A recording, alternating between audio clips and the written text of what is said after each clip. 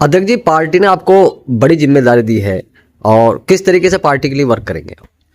देखिए, सबसे पहले तो मैं पार्टी नेतृत्व का आभार व्यक्त करता हूं कि पार्टी ने मुझे एक छोटे से कार्यकर्ता को बड़ी जिम्मेदारी देकर एक बड़ी उम्मीदें मेरे से की हैं। मैं पार्टी के नेतृत्व को आश्वस्त करता हूं कि दलितों मुसलमानों को पार्टी से जोड़कर पार्टी की नीतियों को जन जन तक पहुंचाकर हमारी कोशिश होगी कि हम प्रदेश की और देश की सत्ता तक मजलिस को लेकर आए।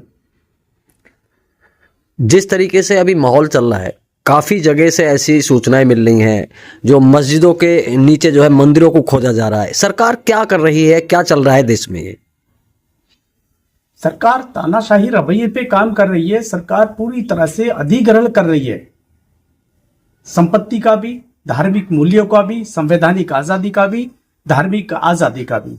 सरकार किसी भी स्तर पर इस देश के मजलूम दलितों मुसलमानों को उनकी आजादी से महरूम कर देना चाहती है।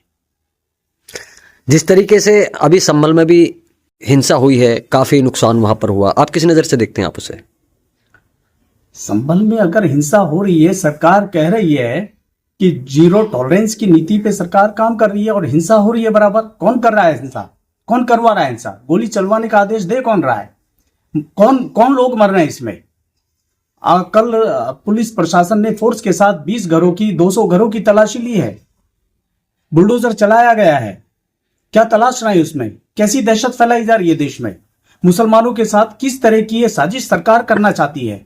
मुसलमानों को दोहरा नागरिकता साबित करने की कोशिश सरकार कर रही है। ये सरकार के मंसूबे दलितों मुसलमानों के पूरी तरह से खिलाफ हैं। आपको पार्टी ने बड़ी जिम्मेदारी दी है, आपका सबसे पहला विजन क्या होगा क्षेत्र के लिए? देखिए, हम चाहते हैं कि जिस तरह से इस देश की आजादी से लेकर आजादी के बाद पॉलिटिकल पार्टी सिस्टम और सरकारों को बनाने में देश के मुसलमानों ने बहुत बड़ी भूमिका निभाई, तो हम ये चाहते हैं कि मजलिस से जुड़कर दलित समाज की बड़ी आबादी मजलिस को मजबूत करे और इसे सत्ता तक लेकर आए। अभी 2027 का चुनाव भी आने की कगार पर है, क्योंकि लोग ये भी कह रहे हैं कि गठबंधन हो जाएगा और ये बहुत सारी चीज़ें सामने आ रही हैं। अब जैसे अभी पिछला अगर बात की जाए, जो पिछला परिणाम आया है, तो उससे कहीं ना कहीं विपक्ष बहुत मजबूत हुआ है। बीजेपी उस चीज़ को मान भी रही है, लेकिन आपकी पार्टी का जो प्रदर्शन है वो मुझे नहीं लगता कि कितना अच्छा रहा है।